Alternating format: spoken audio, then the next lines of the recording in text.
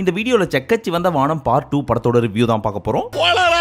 நான் உளறலாம் இல்ல, உங்கள மாதிரியே நானும் தக் லைஃப் படத்துக்கு தான் போறேன் அப்படின்னு நினைச்சிட்டு போனேன். கடைசியில ஃபுல் படத்தையும் பார்த்தா நம்ம மணி சார் எடுத்த செக்கச்சி வந்த வானம் படத்துக்குள்ள போயிட்டு வந்த மாதிரி தான் இருந்துச்சு.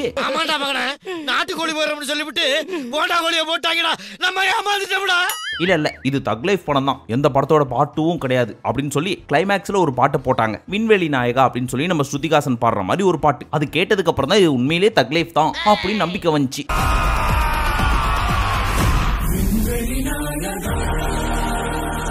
படம் எப்படி இருக்கு அப்படின்னு பார்க்க போறதுக்கு முன்னாடி நம்ம மணி சார்ட்ட ஒரே ஒரு கேள்வி.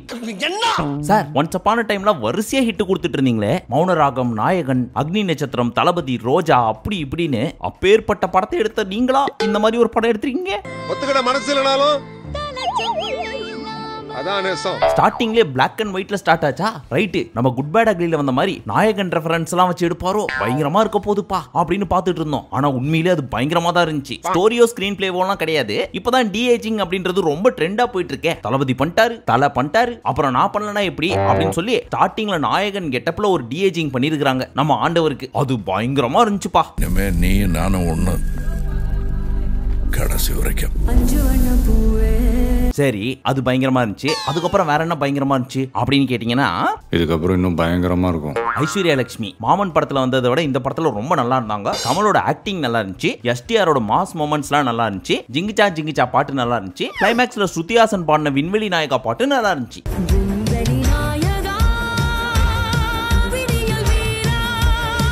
புரிஞ்சு போச்சே. ஆக மொத்தத்துல படம்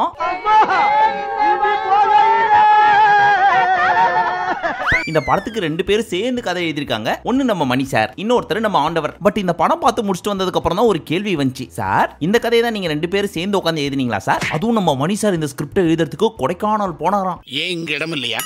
சரி, அப்படி என்னதான் கதை அப்படின்னு என்கிட்ட கேட்டீங்கன்னா நான் சொல்ல மாட்டேன். அது ஸ்பாயிலர் ஆயிரும். ஒரு சிலர் நீங்க போய் படம் பார்க்கணும்னு நினைப்பீங்கல்ல, சோ நீங்க போய் பார்த்துட்டு வாங்க. என்ன ஓடிடில ரிலீஸ் ஆகும் தெரியுமா? 1 மாசம் 1.5 மாசத்துக்கு அப்புறம். 1.5 மாசம்லாம் போறதுக்கு சான்ஸ் இல்ல. ஒருவேளை அப்ப ரிலீஸ் ஆகுதுன்னு வச்சுங்க, அப்ப வேணா ஒரு டீடைல்டு ரிவ்யூ போட்டுக்கலாம். அதுல சொல்றேன் உங்களுக்கு கதை. அத சொல்லிடுவேன்னு பயந்தாப்பா அவன் இங்க படுக்க சொல்றேன். கடுகளவு வெளியே கசிஞ்சா கூட முதலாளியை நீ உசுரோட பார்க்க முடியாது. நான் 8 அடி பாஞ்சா நீ 18 16. சரி கணக்கு புள்ள. அண்ட் இந்த படத்துல எனக்கு இன்னொரு டவுட், அதுவும் எங்க மணி சார்ட்ட தான் கேட்கணும். சார், நீங்க பொன்னியின் செல்வன் அப்படின்னு ஒரு படம் எடுத்தீங்க. அதுல ஏகப்பட்ட கேரக்டர்ஸ் இருக்கும். அதனால அத்தனை பேரை கேஸ்ட் பண்ணி வச்சிருப்பீங்க. ஆனா இந்த படத்துல எதுக்காக இத்தனை பேர்? கமல்ஹாசன், எஸ்டிஆர், த்ரிஷா, அபிராமி, ஐஸ்வர்யா லட்சுமி, ஜோஜு ஜார்ஜ், நாசர், நம்ம லப்பர் பந்து சஞ்சனா, நம்ம பக்ஸ், வையாபுரி, சின்னி ஜெயந்த், இப்படின்னு லிஸ்ட் பெருசா போயிட்டே இருக்கு. இது யாரா? நம்ம வயலுகப்பா. அண்ணனுக்கு ஒரு சேஃப்டி லாரி பின்னாடி நிக்குது. ஆனா ஒரே ஒரு நல்ல விஷயம் மணி சார், நீங்க மட்டும் ஒரு படத்தை சைன் ஆஃப் பண்ணிட்டீங்க. உங்க புண்ணியத்துல பல பேர் வீட்ல அரிசி போங்க. அது எப்ப தெரிஞ்சுன்னா, என் கிரெடிட்ஸ் அப்படின்னு ஒன்னு போடுறாங்க. அதுல எனக்கு தெரிஞ்சு குறைஞ்சது ஒரு 1000 இருந்து 5000 பேர் இருப்பாங்க போல இருக்கு. பெருசா போய்கிட்டே இருக்கு. அந்த ஒரு விஷயத்துக்காக மணி சார் கண்டிப்பா உங்களை பாராட்டியே ஆகணும். என் கடமையை தானே செஞ்சேன். அதுக்கு பாராட்டு விழா? எனக்கு ஏதோ சரியா படல. நீங்க இப்ப போக வேண்டாம். சரி, விஷயத்துக்கு வருவோம். இந்த ஃபர்ஸ்ட் ஹாஃப் இருக்கே, ஃபர்ஸ்ட் ஹாஃப் அது ஆரம்பிச்சு முடியறதுக்குள்ள லைட்டா, ரொம்பலாம் கிடையாது, மைல்டா மண்டையில ஒரு ஓரமா வலிக்க ஆரம்பிச்சது. எனக்கு மட்டும் தான் வலிக்குதா அப்படின்னு திரும்பி பார்த்தா தியேட்டரே கும்மிருட்டா இருந்துச்சா. அதனால மூஞ்சிலாம் தெரியல. ஒரு சில சீன்ஸ் எல்லாம் பேக்ரவுண்ட் மியூசிக்கே வராம இருக்கும் பாத்தீங்களா. அப்போ நம்ம மக்கள் எல்லாரும் கோரஸா சேர்ந்துக்கிட்டு அப்படின்ற மாதிரி ஒரு சவுண்டு, அப்படின்ற சவுண்டு, இப்படி வகையான சவுண்ட் விட்டாங்க. அப்பதான் தெரிஞ்சு எப்படா இன்டர்மிஷன் வரும், நம்மள மாதிரியே அவங்களும் வெயிட் பண்ணிட்டு இருந்திருக்காங்க அப்படின்னு. அடங்கொய்யால என்ன இவங்க கதை சொல்ல ஆரம்பிச்சாவே போயிடுறாங்க. எப்ப போறானுங்க? இந்த காலத்துல கதை இல்லைனாலும் பரவாயில்ல, திரைக்கதையை வச்சு ஒப்பேத்திடலாம் அப்படின்னு சொல்லி நிறைய படத்தை ஓட்டியிருக்காங்க. அது சூப்பர் ஹிட்டும் ஆயிருக்கு. அந்த வகையில் இந்த படத்தோட கதை பழைய கதையா இருந்தாலும் அட்லீஸ்ட் ஸ்கிரீன் பிளேல தட்டி தூக்கிடுவாங்க அப்படின்னு பார்த்தா, இந்த ஊர் திருவிழா அப்பெல்லாம் ஸ்லோ மோஷன்ல யாரு சைக்கிள் ஓட்டி லாஸ்டா வராங்களோ அவங்க தான் வின்னர்னு சொல்லுவாங்க பாத்தீங்களா. அந்த மாதிரி கதைக்கும் திரைக்கதைக்கும் பயங்கரமான போட்டி. என்ன விட நீ ஸ்லோவா போறியா, இது உன்னை விட நான் ஸ்லோவா போறேன் அப்படின்னு அடிச்சுக்குதுங்க. கையில் எடுத்துக்கணும். இதுல பரிதாபம் யாருன்னு கேட்டா நம்ம பெரிய பாய் தான். நம்ம மணி சாரா அவர் விட மாட்டாரு. நம்ம பெரிய பாய் வாயை திறந்து என்ன விட்டுருங்கயான்னு கேட்க மாட்டாரு. வேற வழியே இல்லாம ஒண்ணுமே இல்லாத டப்பா சீனுக்கெல்லாம் பயங்கரமான பிஜிஎம் போட்டுருக்கிறப்பவே தெரிஞ்சு ரொம்ப கஷ்டப்பட்டிருக்காரு தலைவர் அப்படின்னு. சொன்னாலும் தப்பு, சொல்லட்டாலும் தப்பு, அவஸ்தப்படுறாச்சாரி. அமரன் தான் எல்லாத்தையும் பார்த்து பண்ணா நான் என்ன இதுக்கா? ஆனா ஃபர்ஸ்ட் ஆஃப் தான்ப்பா அப்படி, செகண்ட் ஆஃப் பயங்கரமா ஸ்டார்ட் ஆச்சு. ரைட்டு, மணி சார் புடிச்சிட்டாரு, இதுக்கப்புறம் எப்படி ஜெட் வேகத்துல போகுது பாரு அப்படின்னு பார்த்தோம். பொசுக்குன்னு பார்த்தா புன்னகை மன்னன்லாம் வருது. வேற ஒருத்தனோட படத்துல இருந்து எடுத்தாதானடா காப்பின்னு சொல்வீங்க, எங்க படத்துல இருந்தே நாங்க எடுத்தா எப்படி யோசிச்சோம் பாத்தியா அப்படின்னு வச்சாங்க பாருங்க ஒரு ட்விஸ்ட். அதுலயும் ஃபர்ஸ்ட் ஹாஃப்ல ஆரம்பிச்ச கதை இன்டர்மிஷன் அப்போ வேற மாதிரி போக போகுது போல இருக்கு அப்படின்ற மாதிரி யோசிக்க வைக்கும். ஆனா நம்ம மணி சார் கில்லியில வர பிரகாஷ் ராஜ் மாதிரி அதெல்லாம் ஏன் யோசிக்கிற, அதெல்லாம் நீ யோசிக்க கூடாது, தப்பு தப்பு தப்பு தப்பு தப்பு, நீங்க என்ன யோசிக்கிறீங்களோ அதை செய்யறது தான் இந்த மணியோட வேலை. என்ன கமலு?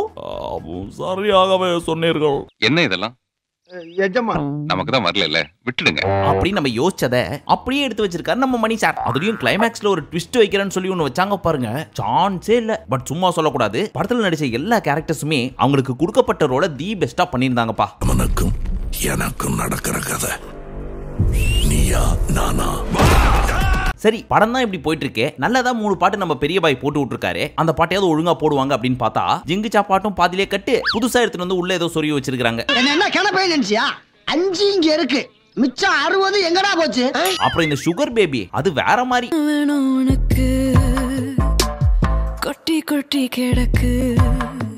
ஒருவேளை நீங்க படத்துக்கு போனீங்கன்னா த்ரிஷா சுகர் பேபி அப்படின்னு பாட்டு பாடிட்டு இருக்கிறப்ப அவங்க லிப்ப க்ளோஸா வாட்ச் பண்ணுங்க. நம்ம பசங்களுக்கு சொல்லணும்னு அவசியம் இல்ல, கண்டிப்பா வாட்ச் பண்ணுவாங்க. ஆனா இந்த சுகர் பேபின்னு வர்றப்ப மட்டும் க்ளோஸா வாட்ச் பண்ணுங்க, ஏன்னா அந்த இடத்துல லிப்சிங் ஆயிருக்காது. இல்ல நம்ம ஆளுங்க லாஸ்டா மாத்தி விட்டாங்களா அப்படின்னு தெரியல. எனக்கு எப்படி கேட்டுச்சு அப்படின்னா சுகர் பேபிக்கு பதிலா சுகர் டேடி அப்படின்னு தான் பாடி இருக்காங்க போல இருக்கு. லாஸ்டா அந்த டேடியை தூக்கிட்டு பேபி அப்படின்னு மாத்திருக்காங்களோ அப்படின்ற டவுட் வந்துச்சு. படம் பாத்தீங்கன்னா நீங்களும் வந்து கமெண்ட்ல சொல்லுங்க. சொல்லலாம்.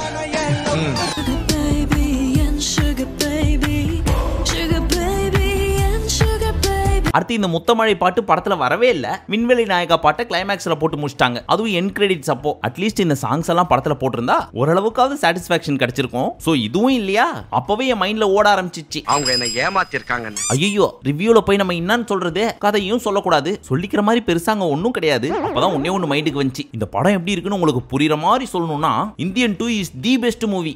உன்னை விட உன் மாப்பிள்ள ஸ்மார்ட்டா இருக்கா. சரி, படத்துல பாக்குற மாதிரி என்னதான் இருக்கு, உண்மையா சொல்லு அப்படின்னு கேட்டீங்கன்னா நம்ம எஸ்டிஆருக்காக கொஞ்சம் பார்க்கலாம். ஓகே, ஆண்டவருக்காக பார்க்கலாம். அவரோட ஆக்டிங் தான் நமக்கு தெரியுமே, அவருக்கெல்லாம் நடிக்க சொல்லியா தரணும். நீங்க ரொம்ப புகழ்றீங்க பாரியா, புகழ்ச்சி பிடிக்காத ஆளியா. சோ இவங்க 2 பேரை தவிர்த்து என்னால எதுவும் கண்டுபிடிக்க முடியலப்பா, வெரி சாரி. மணி சார், நீங்க ஏன் நம்ம தளபதி துப்பாக்கியை சிவகார்த்திகேயன் கையில கொடுத்த மாதிரி உங்க மைக்கையும் கேமராவையும் தூக்கி இளம் டைரக்டர்ஸ்ட கொடுக்க கூடாது? உங்க புண்ணியத்துல அவங்களும் வாழ்ந்துட்டு போவாங்கல்ல, சோ பார்த்து பண்ணி விடுங்க. இது என் கடமை. உங்களை மாதிரி அழகான இளைஞர்கள் தமிழ் சினிமாவுக்கு தேவை. இதுக்கு முன்னாடி எத்தனையோ படங்கள் வந்திருக்கு, அதுலயும் அங்க இங்க லேக் இருக்க தான் செய்யும். ஆனா லேக்கே ஒரு படமா இருந்துச்சுன்னா எங்களை பத்தி யோசிச்சு பாத்தீங்களா? டிக்கெட் காசு, பார்க்கிங் காசு, பாப்கார்ன் காசு கூட விட்டுருங்க, தியேட்டர்காரங்க சந்தோஷமா இருக்காங்கன்னு விட்டு போலாம். ஆனா கிட்டத்தட்ட 2 மணி நேரம் 42 நிமிஷம் உள்ள உட்கார்ந்திருக்க எங்களோட நிலைமையை கொஞ்சம் யோசிச்சு பாத்தீங்களா? 3 மணி நேரம் மூச்சு திணற அடிச்சானுங்க. நானும் பலிக்கார மாதிரியே எவ்வளவு நேரம் அடிக்கிறது.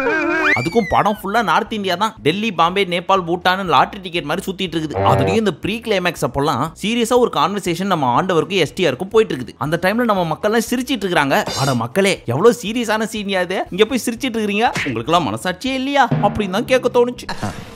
சிரிக்காதீங்க சார், சீரியஸா பேசிட்டு இருக்கேன்ல. ஒட்டு மொத்தத்துல இந்த படம் எப்படி இருந்துச்சு அப்படின்னு கேட்டீங்கன்னா, எது இது படமா, ஓ இதுதான் படமா அப்படின்ற மாதிரி தான் இருந்துச்சு. சோ தாராளமா நீங்க தியேட்டருக்கு போய் பாருங்க. முடிஞ்சா பாய் தலகாணி பெட்ஷீட்லாம் எடுத்து போயிருங்க, கொஞ்சம் யூஸ்ஃபுல்லா இருக்கும். இல்ல இந்த படத்துக்கு என்ன குறை, சூப்பர் படம் அப்படின்னு ஒரு சிலர் கமெண்ட் செக்ஷன்ல சொல்லுவீங்கல்ல, அவங்களுக்கு நான் மட்டும் ஒன்னு சொல்றேன், உங்களுக்கு எல்லாம் பிபி வர்றதுக்கு சான்ஸே கிடையாது. அண்ட் உங்களுக்கு எல்லாம் ஒய்ஃபா வர போறவங்க ரொம்ப கொடுத்து வச்சவங்க, மினிமம் 90 வயசு வரைக்கும் உங்களுக்கு எல்லாம் சாவே கிடையாது. So all the best.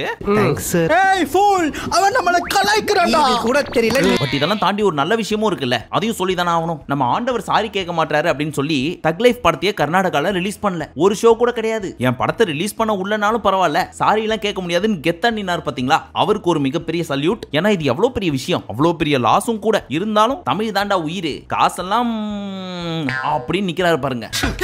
இத போன் ஆரம்பிச்சு சொல்லாம போயிட்டானே, என்னடா அது? உண்மையிலே கெத்து தான். இது அவனுக்கும் எனக்கும் நடக்கிற கதை நீயா நானா. அண்ட் படத்துலயுமே ஆண்டவர் ரொம்ப நல்லா நடிச்சிருந்தாரு. நம்மளோட வருத்தம் எல்லாமே நம்ம மணி சார் மேலதான். ஆனா ஒண்ணு சார், எக்ஸ்பெக்ட் பண்ணாதானே ஏமாறுறதுக்கு, நாங்க தான் எக்ஸ்பெக்ட் பண்ணவே இல்லையே, அதனால பெருசா ஒண்ணு ஏமாற்றம் கிடையாது. ஒருவேளை நீங்க இந்த படத்தை பார்த்துட்டீங்கன்னா உங்களுக்கு பிடிச்சிருந்துச்சா இல்லையான்னு கமெண்ட் செக்ஷன்ல சொல்லுங்க. இல்ல இதுக்கப்புறம் தான் படத்துக்கே போறோம் அப்படின்னா படத்தை பார்த்துட்டு வந்து கமெண்ட் செக்ஷன்ல சொல்லுங்க. பட் மறக்காம சொல்லுங்க. மீண்டும் உங்களை பார்ட் 2 ஆஃப் தலைவலி லைஃப், சாரி தக் லைஃபில் சந்திக்கும் வரை நன்றி, வணக்கம், நமஸ்தே, நமஸ்கார்.